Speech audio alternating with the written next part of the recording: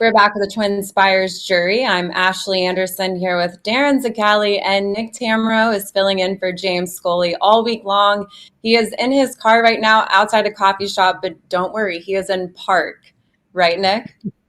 I am in park, I promise. Look, here in my hands, I'm holding my computer up. But I don't have the fancy backdrop that you do, but mine is unique. It looks very nice for what you're working with. And Nick will be doing expert picks at Del Mar this week, so he'll talk his best bets and fades at Del Mar. We'll also look at Hambletonian, which is going to be Darin's expertise, and we'll talk Ellis Park for Kentucky Downs Preview Weekend, where I will be on location this weekend with our producer Blaze, Abby Huffman, our social media coordinator, and a couple others from Louisville as well. So very excited for that, and happy August as well. July just slipped away in a moment of time. So let's jump right into our best bets of the week. And Nick, I'll start with you. What is your best bet this week? Yeah, so looking forward to another good weekend out west. The racing at Del Mar has been really strong so far, and my handicapping performance has definitely not matched that strength, but I'm going to attribute it to the tough races left and right. But race 9 on Saturday is the California Dreamin', and a horse that I've kind of had a thing for a while is the A Carmelita's Man. One of the problems that you run into, obviously, being a deep closer, whether it's long on dirt, short on turf, or vice versa, is you need pace. And Carmelita's Man has had a series of negative setups, been faced, at least most recently, faced Open Company. I think this is a significant class drop, even going into a stake race, because he's facing Calbreds. And so I'm hoping that things finally break Carmelita's Man's way. It's been a good run the last few years for trainer Dean Peterson and jockey Tiago Pereira. Just hoping for a clean trip and a little bit of pace in front of him. I know at Del Mar you do have to negotiate the somewhat tight turns and short stretch in order to uncoil that late rally, but I'm hopeful that he's able to do it here. And I think we're going to get a pretty decent price. I wouldn't give out a horse that wasn't offering at least a little bit of value as a best bet. So Carmelita's Man for me in the 9th race on Saturday. Certainly likes this track, 4 for 8, and then has 2 second place finishes as well. But Darin, I think you have a different take on this race. Yeah, we're going head to head, which makes for a good jury episode. I like Catalina Eddie in the same race. I'm a little bit of a sucker for horses that are stretching out, like this one is, coming off of 3 consecutive turf sprints, including a couple going 6.5 at Santa Anita. The horse has performed respectably well, including a win around 2 turns in the past. He has a bit more early speed than Nick's selection in here. You get Juan Hernandez aboard for Craig Lewis, who's putting the blinkers on, which I think is an interesting move. So I think he's definitely going to be forward in this spot, which is certainly an advantageous position over this particular turf course. And similar to Nick's horse, he is also dropping out of a tough open level allowance back down against State Bred Company, albeit in stakes competition. He's got a couple of decent tries at the State Bred level, including a win going the mile at Santa Anita against entry-level allowance Calbred Company. So I do think he fits quite well in this spot. I like the post draw for him. He's inside the other speed. I think he could work out a very good stalking trip here behind a couple of the others that are stretching out and might be a little bit quicker than him early. But I think he gets first run here, and I think he's a viable player moving out of that open allowance spot. I don't have an opinion on this race. I thought it was a tough one, but certainly you have a good rider aboard Catalina Eddie with Juan Hernandez at Del Mar. So I'm not going to make a pick in this one. I'm going to let you all debate that one. But I'll take it over to Ellis Park on Sunday, and I'm going with number 3, Regal Realm at 5-1 in race 8. This is the Ladies Turf Mile Stakes preview, and it's a 1-mile turf stakes for fillies and mares. And this is an Animal Kingdom mare that was last seen racing a mile and a 16th in the Indiana General Assembly handicap and was beaten to 5th by just half a length. But coming off a very long layoff in that start, her previous start before that was in November, and she had a short lead in the stretch but was overtaken, and that was in a mile and a 16th stakes as well. But she's cutting back to a mile, and this is kind of the distance she's comfortable with. And her last start before that in September, 3 starts back, she won the Grade 3 Ladies Turf at Kentucky Downs, and this race at Ellis is going to be a prep for that. So I like seeing that she was able to win that Grade 3 at Kentucky Downs as well. She also has Florent Giroux aboard, who's a 30% winner at Ellis, and her trainer is a 29% winner in non-graded stakes. So I like the trainer jockey stats as well. And I also have an exacta play here. A long shot, number 9, Bolavi at 12-1, was third by a neck in that Indiana General Assembly, set the early pace before getting out finished in the stretch, but normally as a late runner, there's a lot of early speed in this race. So I think maybe we'll see Bolivie change tactics, and I'll do this in exacta with the 5-1 and the 12-1 in the Sunday race 8 at Ellis. Always admire you when you pick some of these big bloated turf fields to have your best bet. I thought this race was nearly impossible, so I'll just tip my cap to you and wish you well. Thank you. I did think that Walkathon was vulnerable in this spot on the outside. What did you think about Walkathon? 3-1 morning line favorite. Yeah, I thought so too. I thought, I'll be honest with you, I'm not exactly sure how the betting is going to go in this race either. It's a very complicated field, 14 across here. Yeah, I took a look at it and said this is going to take a lot more work, and just kind of flipped to the next page. But I like your horse. I like Regal Rum. I've known her for quite a while.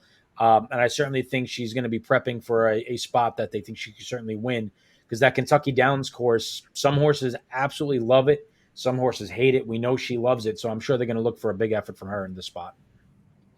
Let's look at the horses we're fading out of short price. So, Darin, who do you have? Yeah, I'm going to go to Ellis, but on Saturday, part of the Kentucky Downs Preview Weekend in the Mint Millions turf, I'm going to fade Win for the Money, who's coming out of the Grade 2 Wise Dan. I understand that this horse faced substantially better last time. That's Ottoman Fleet on the front end, who would be 1-9 against this group. And I definitely respect that fact. But I do think that this race came up somewhat interesting. I think there are some developing horses that are coming out of Allowance Company that might be able to turn the tables, or at least be able to get to the favorite in this spot. Their speed, a little bit of speed signed on towards the inside. Miranda Rights, I think, is a very interesting horse for Mark Cassie, who seems to have his arrow pointed upward. And I respect what Cassie's barn has been doing for the last month. And I always like him when he moves horses into a stake for the first time like this. Highway Robber, I think, is a really talented horse that when he gets the right setup, he's extremely dangerous. And I do admit that he's going to need a setup here with his late running style. But I just think that the odds here for Win for the Money, he might be every bit of 4-5 or even money at post time. Can he win the race? Of course he can. He's just a favorite that I think I could take a little bit of a shot against in this card. I'm with you. I really like Highway Robber as well for Brian Lynch. And there's a few others. I even thought Fuerteventura could be interesting first start for Randy Morse. So a lot of different runners in there. Another difficult race at Ellis this weekend. But Nick, what about you? What's your fade for the weekend? Yeah, my fade is in race 5 at Del Mar on Saturday, the 2 Johnny Podres.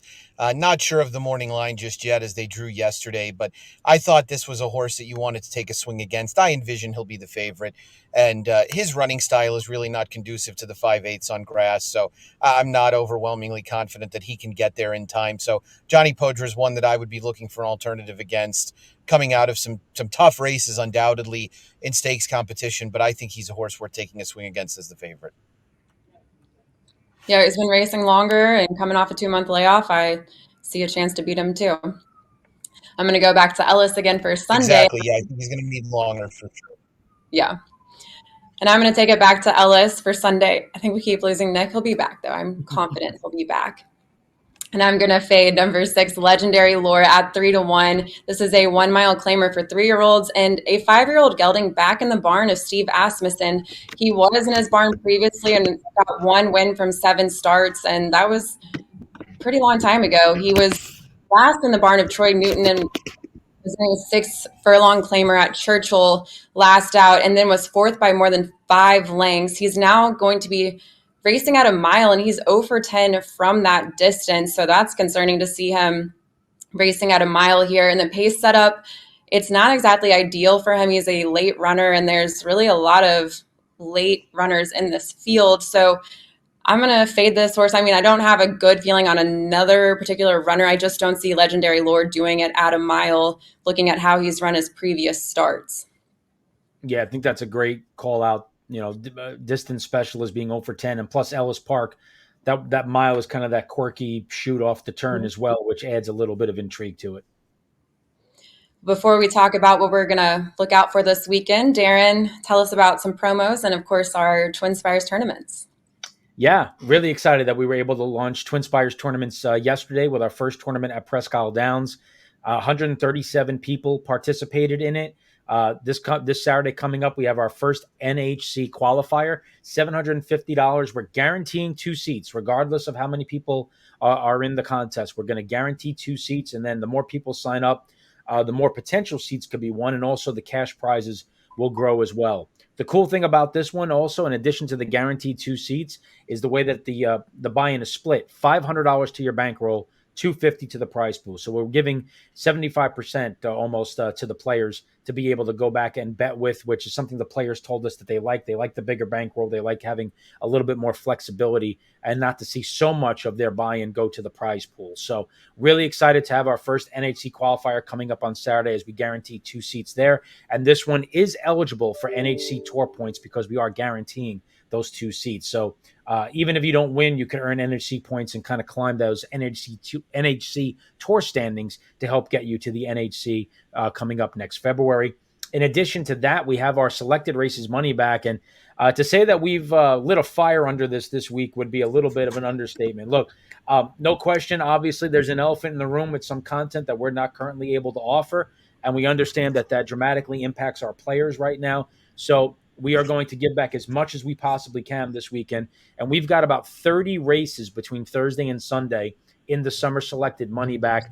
That includes a series of races right up Nick's alley at Del Mar, including full card Saturday Del Mar money back offer. We have races Friday, I think 5 of them at Del Mar on Friday as well. We have a handful of races from Ellis for preview day on Sunday and a handful of races for Del Mar on Sunday as well. But Del Mar is going to be featured here Thursday, Friday, Saturday, and Sunday with the full card of Del Mar offered in the summer selected money back for their Saturday program.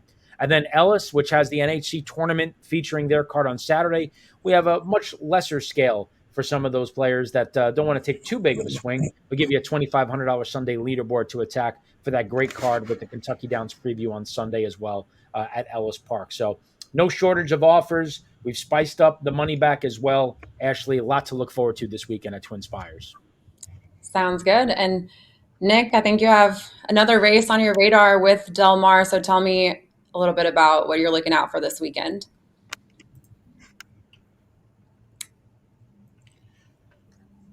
Yeah, the Clement Hirsch coming up on Saturday is a race I wanted to talk a little bit about, with Scylla going out west, having just won the Fleur-de-Lis. That race has not come back all that productive so far. We saw a Colt lose an allowance race at Saratoga last week. We also saw Shotgun Hottie come back and underwhelm a little. Chuvy behind Raging Sea. So I'm not totally convinced of the quality of that Fleur-de-Lis, but I do think Scylla did the majority of the running. She had a wide trip. It was a slow pace. She overcame it. I think it's really interesting to see Bill Mott send her out there. Of course, to see Pretty Mischievous out west as well for trainer Brendan Walsh. I think we're going to hear a little bit more about that down the line. But Scylla and Pretty Mischievous are both going to have their hands full with Adair Manor, no doubt about it. She is the unofficial queen of this division. It's just been surprising that she's missed a couple of objectives along the way. I felt like would have been in a grade 1 a little bit earlier in the year with both the La Troyenne and the Phipps having been run on the eastern side of the United States. And perhaps trainer Bob Baffert just doesn't plan on shipping her at all, as she can stay in Southern California all the way through the end of the year. So you don't often see a lot of East Coast shippers come over for a race like this. It's great to see Scylla and Pretty Mischievous in there. And I think we're going to get a line on whether both of them are really competitive in a spot like this, because Scylla has shown grade 1 caliber ability, and Pretty Mischievous is trying to refine it, quite honestly, after a couple of relatively dull starts to begin 2024. And our Del Mar correspondent, Andrew Brown, he caught up with Brendan Walsh and talked Pretty Mischievous ahead of this race. So let's hear what he had to say. Brendan, Pretty Mischievous has been here for a few days now. It's going to be her first run on the track. How's she settled in, and how's she moving over the surface? Settled in great, Andrew. Looks like she's moving really good and really travelled well this time. You know, we were a little concerned last year she didn't travel great to Santa Anita, but I think it was the end of a long year and it took its toll on her when she got out here. We ended up scratching, but she's travelled good here now and full of energy, and we couldn't be happier with her. That's awesome. She's still looking for her first win in 2024 after a phenomenal 2023, but back-to-back thirds you'd take a lot of encouragement from. Third off the layoff now, fitness-wise, have you got her exactly where you want her to be heading into Saturday? Yeah, I think so. I don't think we'll have too much excuses. after Saturday, whether it goes right or goes wrong. So it looks like there should be plenty of pace in the race too, which I think is going to be key. It all sets up good for her. You must still carry plenty of fond memories from that first Friday in May of last year. Yeah, absolutely. I mean, it was fantastic. It was like a whole different thing to anything else.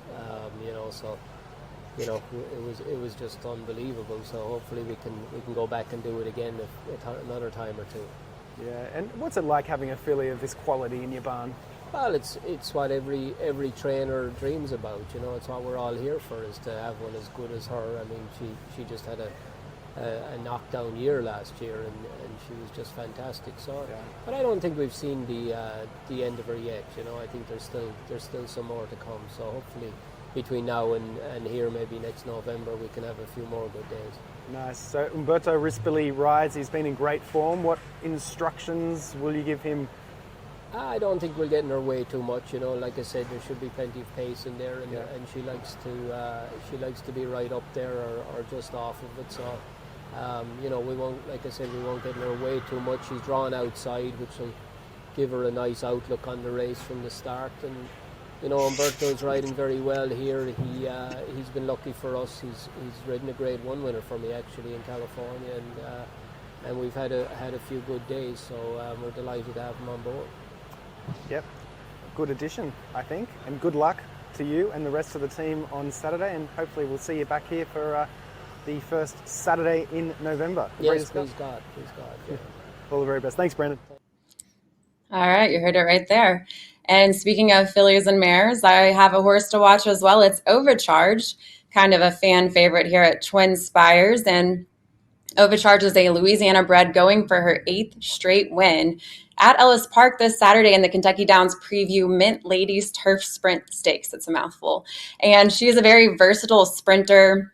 She has wins on the turf and the dirt, has a 7-win streak and 6 for 6 this season, hasn't lost since transferring to the barn of Shane Wilson. She's 5 for 5 from the distance of 5.5 furlongs on the turf. And she just got her first graded stakes win in the Unbridled Sydney on the Kentucky Oaks undercard as well at Churchill Downs on May 3rd. But I will say she has some tough competition in this particular race. We have Nikki Ninedoors just won the P Patch at Ellis Park on July 6th. And then LJ's Emma is a late runner who I think could have a chance here because there's a lot of speed signed on for this race. And then Red Carpet Ready, the 2-1 second choice on the morning line, trying turf for the first time, but has 3 graded stakes wins on the main track. So we'll see what she does on the grass for the first time. But we will also be talking to Ova Charged connections when we're at Ellis Park this weekend. Abby Huffman will be catching up with Connor Wilson. So definitely check that out on our social channels. And we're very excited to see if Ova Charged gets her 8th straight victory. Yeah, I remember I was sitting next to you Derby weekend, and I think both of us were shocked that she actually won the Unbridled Sydney, because at no point of that race did we think she was winning. And I think she didn't like that yielding turf course, and she got it done anyway. But she's certainly been spectacular. Always fun to watch her run.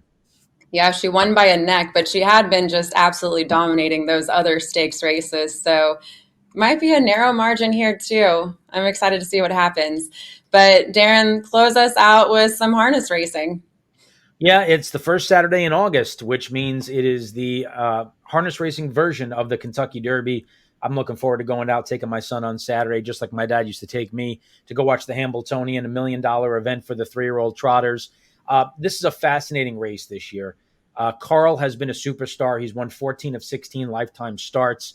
The interesting thing with him is twofold. One, he drew the inside starting slot, which on the surface people think is a good thing in harness racing. But he's a little bit quirky off the gate. And that means Yannick Gingras is going to have to be a little bit careful from that inside spot, which could make him a little bit temperamental. And it makes the dynamics of the race fascinating, how aggressive he is getting out of there, when he decides to move Carl to the front, and what his rival TCI does when he certainly blasts off the gate. Does he let security protected and private access, the other speeds, really go at it and take back and then try to make a move before Carl? Or does he just decide he's going to the front and he's going to hit the gas and play catch me if you can and see what happens from there? So the dynamics of the pace of the race are really fascinating. And the other great storyline here is his driver, Yannick Gingras, who somehow has never won the Hambletonian. He's won everything else you can think of. And this is like one of those jockeys like a Javier Castellano going into the Derby where you say, how has he never won a Derby? How has Gingras not won a Hambletonian? He's driven the favorite 4 or 5 times. He drove Father Patrick, who was one of the best trotters that we've ever seen coming into the Hambletonian, and he made a break from post 10. He's been second numerous times, including driving the 2-year-old champ Southwind Frank to a nose defeat several years ago. He's had excruciatingly tough losses in this race. And this was the year that it looked like it was finally his year. And then Carl was upset a couple of starts back in the Stanley Dancer Memorial in his final tune-up for the Hambletonian elimination. He won the Hambo Elim, but not saying there's chinks in the armor, but I don't think we're as confident in Carl as we were maybe about a month ago. So dramatic storyline. It's going to be fascinating to see what happens on Saturday at the Meadowlands. A spectacular day of racing, guys. 16 races starting at 12 noon, and we have an offer, even 15% trifecta boost on harness racing Thursday, Friday, Saturday, including the Hambletonian Day card. I always get pumped up for this. It's in my backyard. It's the track I grew up at, and I'm looking forward to being there, guys. How close is it to the Giants and Jet Stadium?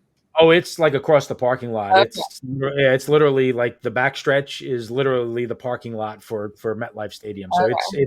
it's a big sports complex. It's right there. Yeah, I haven't made it to East Rutherford yet, but it's definitely on the list. I mean, I have been to New York and have lived in New York, but never made it over there. So It's a really cool facility.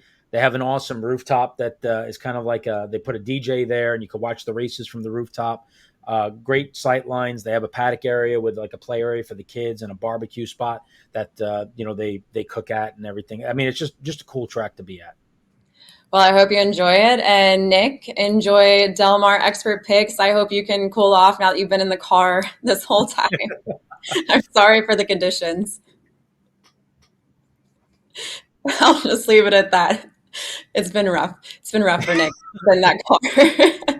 All right. Well, thanks again for joining us for the TwinSpires Jury. Head to twinspires.com or the app to sign up for our tournaments and, of course, our promos as well. And we'll be back next Thursday with more best bets and fades.